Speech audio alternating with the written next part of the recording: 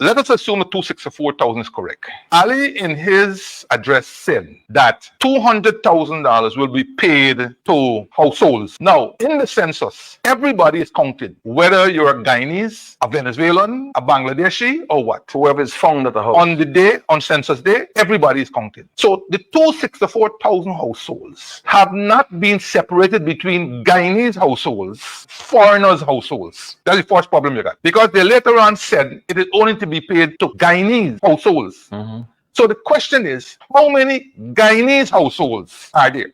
It is not 264,000. 264,000 is the census households that includes foreigners. All the foreigners in Guyana are counted at that particular point. Bangladeshi, Sri Lankans, Jamaicans, all the people working at the different international agencies and so on, they have households, they are counted on census day. So what is the figure for Guyanese households? Release the census report, please. That's where your question now comes in. Because it will be less than 264. So let us assume, without any information, it's back to your 240. Exactly. And let us assume they're talking about 300,000 Guyanese households. So we have a difference now of roughly 60,000. Yep. 60,000 multiplied by 200,000 gives you $12 billion.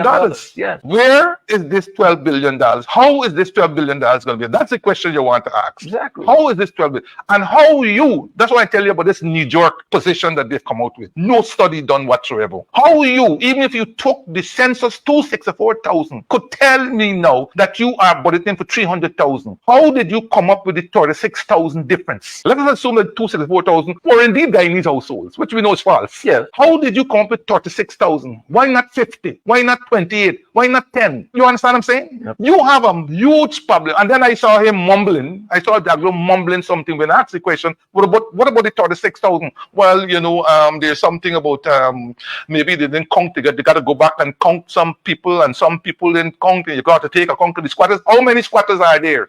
Where are they located? Look, to avoid this problem that is inherent in this issue about households, they should step back and say, listen, we're listening. They indeed got problems with this question about household. We are going to be giving, as I suggested, $100,000 to Guyanese residents, adult Guyanese residents. That is easier. Because first of all, here's the advantages of doing that. One, you got a problem. You don't have to have a problem anymore about defining households. Because a lot of people think a house is a household. Is that true?